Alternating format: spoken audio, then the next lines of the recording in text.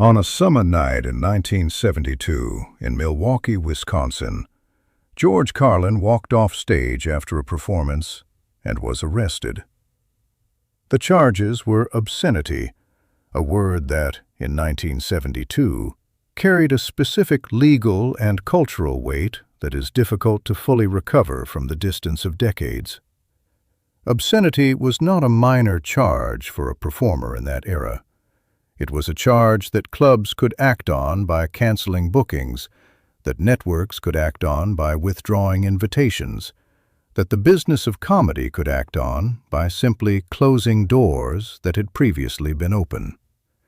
It was the kind of charge designed not just to punish the specific night it arose from, but to alter the calculations a performer made about every night that followed. Carlin was 35 years old. He had spent the previous 2 years remaking himself, shedding the clean-suit television persona of the 1960s and building something in its place that was more honest, more demanding, and considerably less interested in staying within the accepted limits of public performance. The arrest was, in one sense, the logical outcome of that process. He had moved toward the edge of what the law would permit, and the law had responded. The question that the arrest raised for Carlin, for the people who worked with him, for the audiences who had been following the transformation of his career, was not primarily a legal one. The legal question would work itself out in the courts over the following period.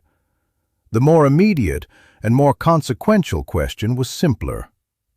What would he do next?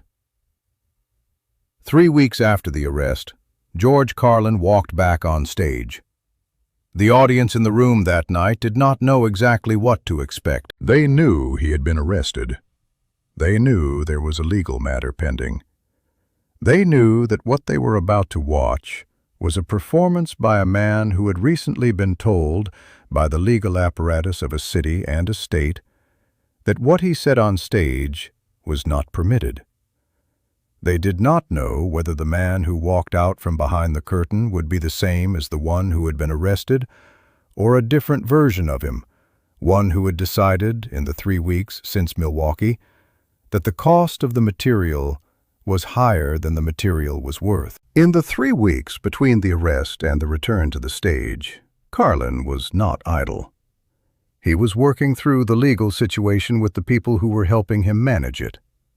He was also, more privately, working through something that did not have a legal dimension, the internal calculation about what the arrest had actually meant and what the correct response to it was.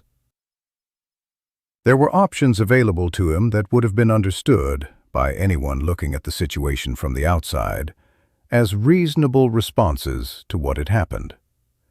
He could have adjusted the material, removed or softened the specific content that had resulted in the arrest, created more distance between himself and the legal risk. He could have taken more conventional bookings for a period, allowed the situation to settle, let the attention move elsewhere before returning to the material that had produced it. He could have done what many performers in analogous situations had done before him, recalibrated quietly in the direction of less friction. He did not do any of those things. What he did instead was go back out with the same material, or material that was, if anything, more direct than what had preceded the arrest. Not as a gesture, not as a public statement about the First Amendment, though the First Amendment implications were real and would be addressed in the courts. He went back out with the same material because the same material was the material he actually had. Adjusting it to avoid legal friction would have required adjusting the observations that generated it. And those observations were not wrong. The law's objection to the material did not make the material inaccurate. It made the material legally inconvenient, which was a different problem entirely. The audience that night was, in some ways, unlike any audience Carlin had performed for before. They had come specifically, at least in part, because of what had happened. They knew the context. They were not simply an audience for a comedy show. They were witnesses to something, though exactly what they were witnessing, they would not have been able to specify before the show began. Carlin walked out from behind the curtain. The room applauded. The applause of an audience that had invested something in the moment before the show had even started. He took the microphone. He looked out at the room. And then he began. The 1972 arrest in Milwaukee was not the first time a performer had been taken off stage by the law, and it would not be the last. The history of American comedy in the 1960s and 1970s is, in part, a history of the legal system's attempts to define the outer boundary of what a performer was allowed to say in front of a paying audience, and of the performers who, for different reasons and with different results, kept testing where that boundary was. Lenny Bruce had been arrested multiple times in the 1960s for material that local authorities deemed obscene, and those arrests had been followed by trials that had consumed years of his professional life and contributed to his deterioration and death in 1966. Bruce's case had made it slightly more difficult to successfully prosecute a comedian on obscenity charges by the early 1970s, but it had not made it impossible. The law had not stopped being used. It had simply become somewhat harder to win with. Carlin was aware of Bruce's history. He had watched what happened to Bruce with the specific attention of someone who understood that he was working in a space adjacent to the space Bruce had occupied, not identical, but close enough to require understanding the shape of the risk. He had built his own material toward the edge of what was legally permissible without, until Milwaukee, crossing it in a way that resulted in arrest. In Milwaukee, the performance that resulted in the arrest included material that the local authorities considered legally obscene, language and content that, in their judgment, exceeded the protections that performance could claim under the First Amendment as it was understood in that jurisdiction at that time. The arrest was made after the show, backstage, by officers who had been in attendance specifically to monitor the performance. For Carlin, the immediate practical consequences were manageable. The charge would ultimately be dismissed. But the symbolic weight was different from a practical resolution. He had been arrested for what he said on stage. The state had formally identified his material as something that the law could object to. And now he had to decide what to do with that identification. The decision was not complicated in the end. Carlin had not built the material he was performing by calculating what the law would or wouldn't permit. He had built it by following his own observations about language and reality to their logical conclusions. The arrest did not change the observations. It did not change the conclusions. It changed the external situation surrounding the material without changing the material's relationship to the truth, as Carlin understood the truth. So he did what followed from that. He went back out. What happened in that room, what the audience experienced in the hour or so that followed, was something that people who were present described afterward in terms that went beyond the usual language of comedy performance. They described it as charged, as different in quality from the comedy shows they had seen before, not because the material was different, but because the context surrounding the material had changed what it meant to hear it.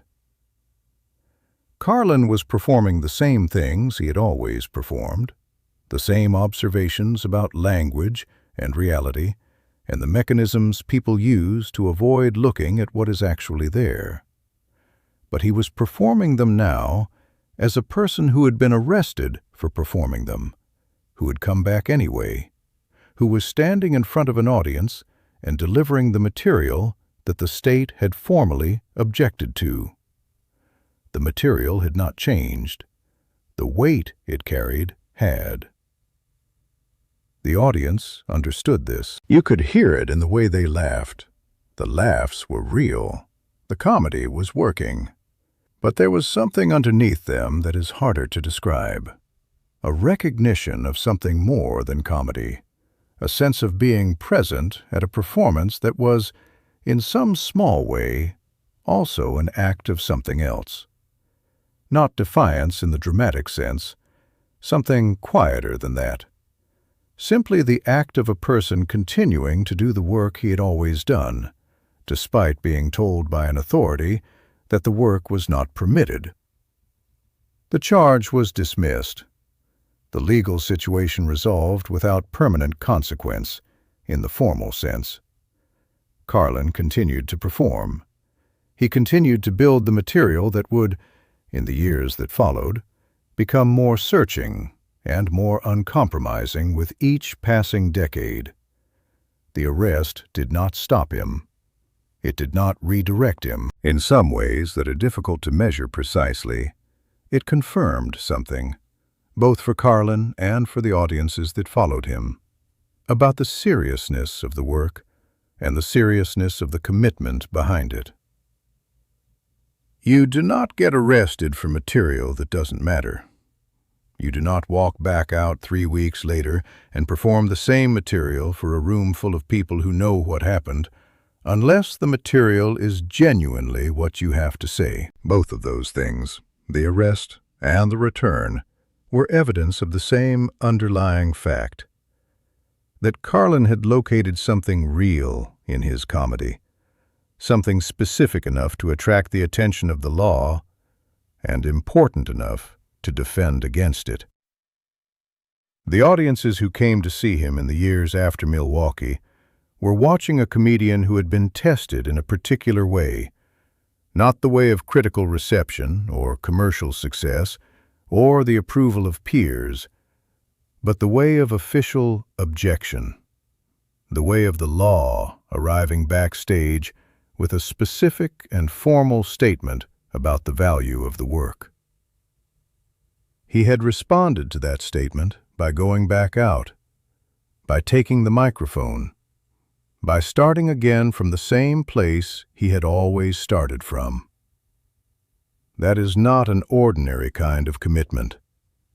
It looks ordinary from the outside, a comedian returning to the stage, doing his show. But the internal fact of it is something that the people in that room could feel, even if they could not have named what they were feeling.